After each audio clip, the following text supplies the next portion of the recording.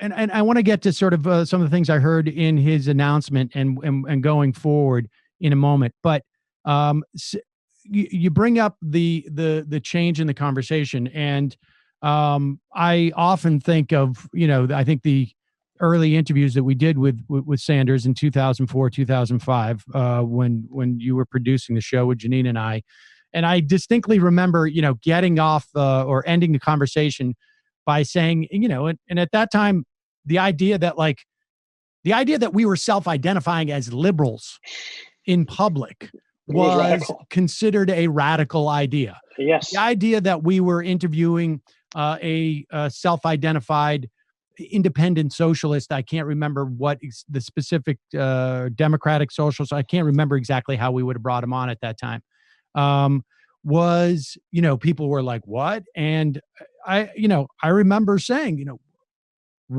we should be so lucky to have an entire Congress full of people like Bernie Sanders. At that time, he was a House member, and yes, the conversation has moved dramatically, right? I mean, the idea that you could offer a Green New Deal, that you could say things like Henry Kissinger is not someone to be praised in public, and say that on stage and this and that, I think it's hugely important for setting the terms of the conversation. And I agree that on some level that it you need to change the terms of the conversation before you can put these things into action. But where are we on that accord? Like how much material benefit?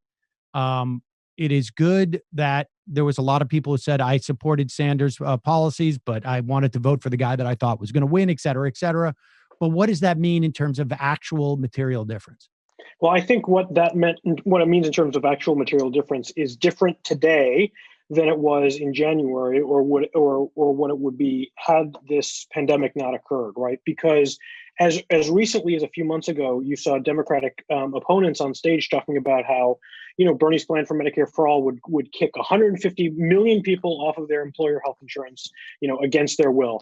And I think at this particular moment, as unpredictable as it was at the time, that where people are actually talking about caring for the least among us, the people who are the most vulnerable. And I think what you're going to see is this conversation where, something that would not have been discussed before, all of a sudden we have a problem where, we can't, the problems with a privatized system, the problem with a privatized health system, with a privatized insurance system, with a completely disjointed economic system, just in talking about the response, one of the things that's come up over and over again is there's no real coherent way in which to create a safety net short term, because our economy has been so fractured and has been set up as an institution in such unfair ways. So I actually think that it is of utmost importance now that when we talk about, well, maybe Medicare should be covering all these bills, or maybe people should be able to enroll in Medicare when they get kicked off their private, when they lose their jobs. All of a sudden, people don't have employer-sponsored healthcare anymore. And so I think, had we not had that conversation up until now, I think the set of solutions or the options that would have seemed possible at this moment of crisis would have been much, much more narrow.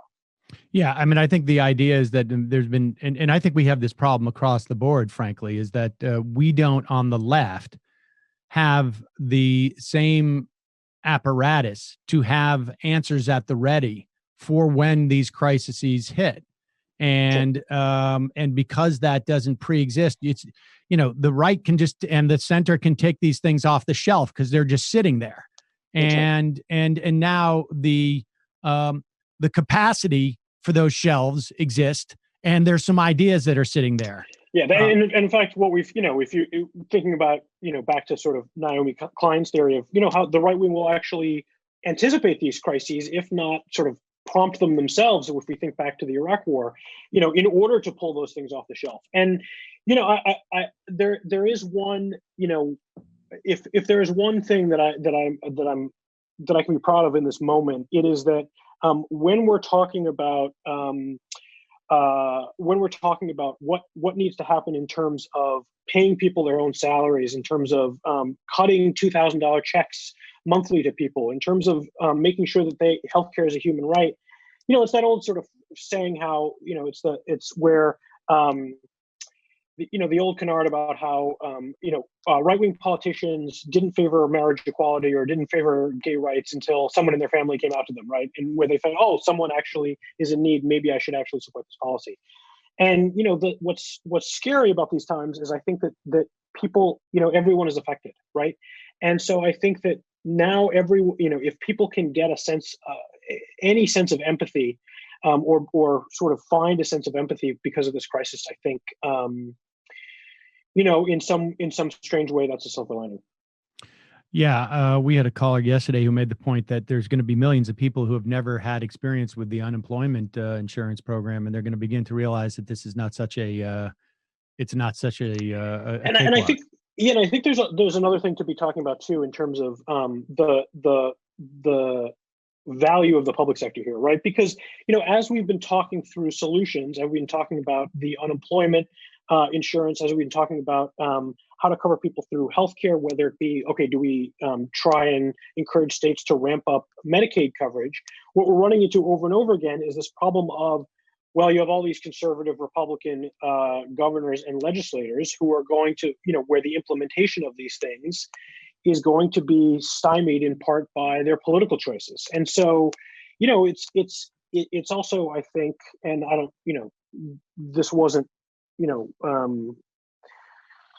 it shouldn't have happened this way, but I think that we're seeing, the flaw, of the sort of the conservative federalist notion that, states can and Republican governors can sort of piece things together as they want. I've been stealing a medical analogy that the coronavirus pandemic is essentially a barium dye test throughout our entire social safety net, right? We're seeing every little choke point and flaw as this comes together. What do you think as you look back on the campaign? Are there things that you think that the campaign should have done differently at times? I mean, what happened? 2 months ago, it looked like you had people on MSNBC saying like, "Yeah, I think this could work." Yeah, I mean, I don't know if maybe I'll do that tomorrow. I don't know if I'm going to do that today. Okay. I'm proud of the job that Bernie and Faz and others did. I think that I think that it shows the establishment still has a lot of power, and I don't think anybody was in doubt of that. I don't think anybody sort of expected it to come out in such a concentrated force as it did, but it did. I have to say I'm skeptical of a lot of the second guessing that we've seen in some of the publications recently, because I just don't think that I think that a lot of people want to talk about what they think happened wrong who weren't really involved in the campaign. And so, I would just ask people to for at least a day or two look at the positives and I'm certainly thankful for what we've accomplished. So in the speech and then were the comments he just gave in announcing that he was suspending the campaign, there was a couple of things that stood out for me. One, he said Joe Biden was a good guy. Was that an endorsement? I think the thing about Bernie Sanders is there's no implication or subtlety. So I think when he said Joe Biden is a good guy, he meant that Joe Biden is a good guy. Okay. And when he wants to talk about Joe Biden's campaign, you will know that he's talking about Joe Biden's campaign. Okay. So there was no explicit endorsement given, which is not, we didn't hear one from Elizabeth Warren. I think she also said he was a good guy.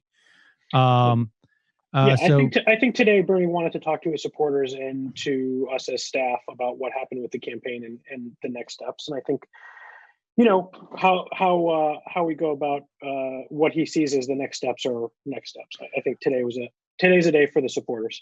I also noticed Dave Weigel tweeted out that Sanders had not garnered 25% of the delegates at this point. which would not give him the leverage in regards with rules committees.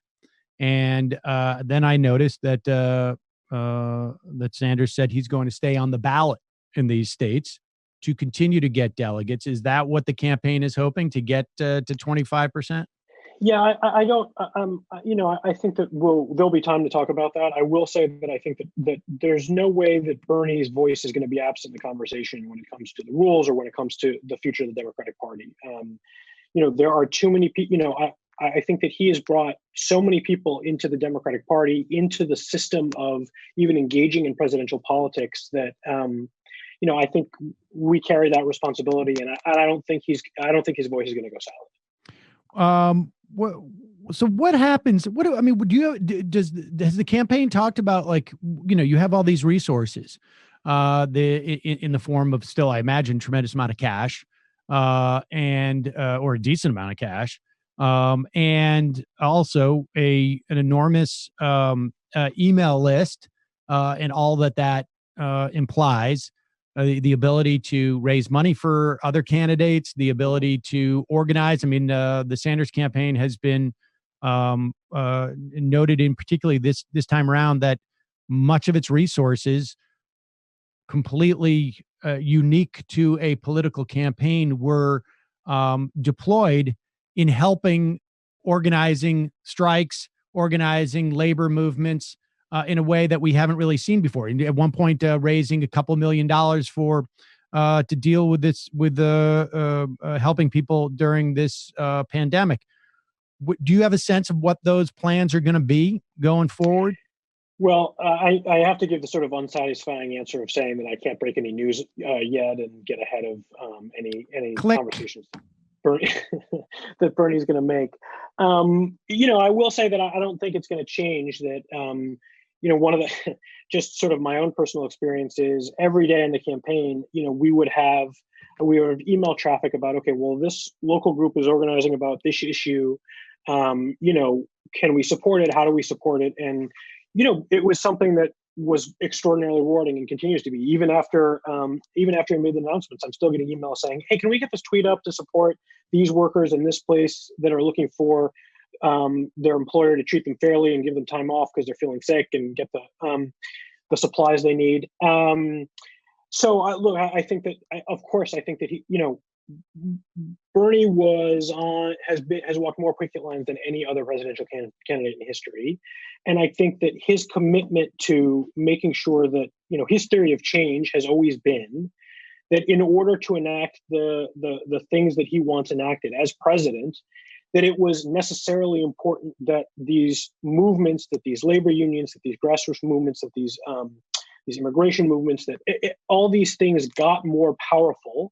The more powerful they got, the more likely it would be that that Bernie's agenda would be enacted. And I think that's still true. I think that the benefit of Bernie's theory of power is that is still true now that he's no longer running. Right. It is still the case that the more powerful these movements get, these grassroots movements, the more likely it is that Bernie's agenda will be carried out. So I don't think there's going to be any change in terms of making sure that these movements grow and do the work. Bernie's voice is always going to be there. Our voice is always going to be a part of that. And I think everything from endorsing local candidates to building advocacy across the country, I think, is important. And I think, frankly, that what we've seen in the last 2 years is, grassroots advocacy has become more grassroots. And, we had a lot of sort of traditional, 10 years ago would have been grassroots organizations, having split from establishment DC politics. And now I think that's continued in sort of, it was your old Sundance Film Festival analogy, right? It's that, when the sort of the alternative becomes more mainstream, then another alternative breaks off. And I think that you're seeing, especially, I think Bernie was most inspired, or at least very inspired by some of the groups when he met, kids who, like, part of the Sunrise Movement, the immigration groups, these kids who are DACA recipients who are afraid they would come home and their parents would be deported, kids from March for Our Lives. There are the groups that are much closer to the pain than grassroots organizing has been in the last 10 years, right? So I think that that Bernie's focus is going to be with those groups for a long time. You mentioned getting a tweet up to support an action that's happening around the country. What's going to happen to the staff? I mean, it's been suggested that that if Bernie's going to continue on with these organizations, that the campaign may mutate into something that is staffed. Obviously, a lot of people have lost their jobs, and there's not a lot of opportunities for people out there. Have you guys given any consideration to what's going to happen with the apparatus that you've built? Well, thankfully, Michael Bloomberg has committed to paying us throughout the November election, so we feel very comfortable that we'll be able to continue our work on his dime.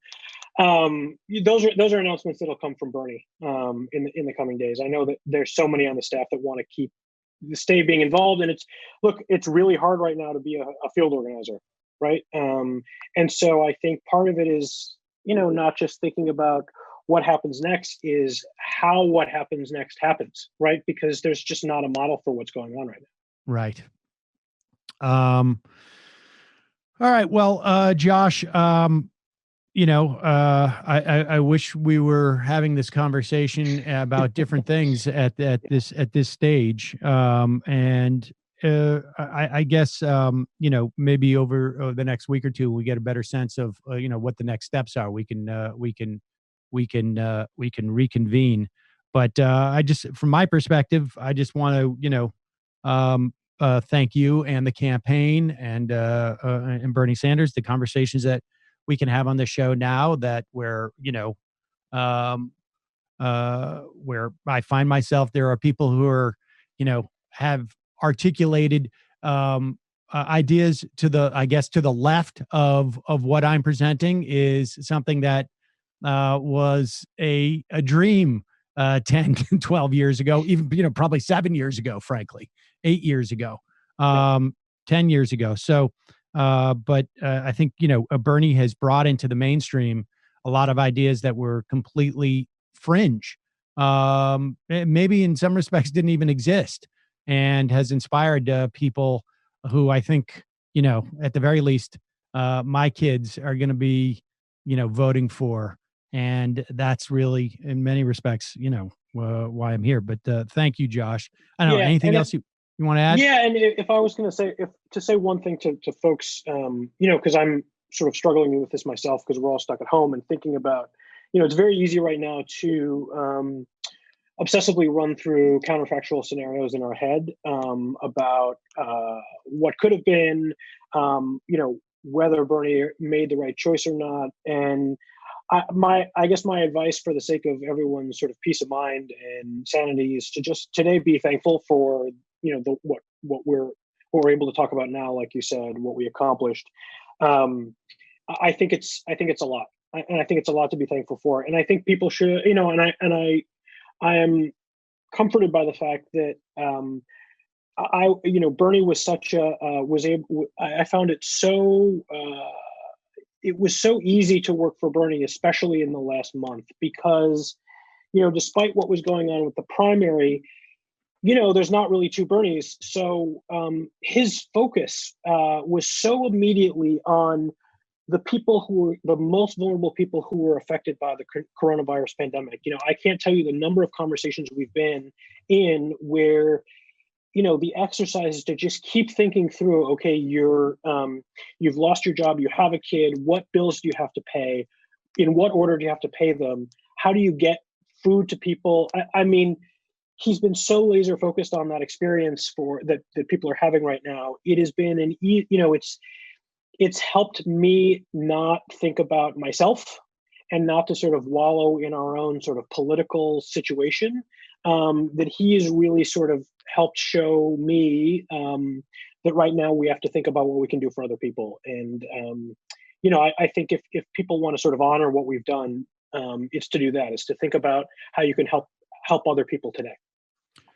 Josh Orton, Policy Director, Senior Advisor to Senator Bernie Sanders. Thanks so much for your time today. I really appreciate it. Thanks, Sam. All right, bye, Josh.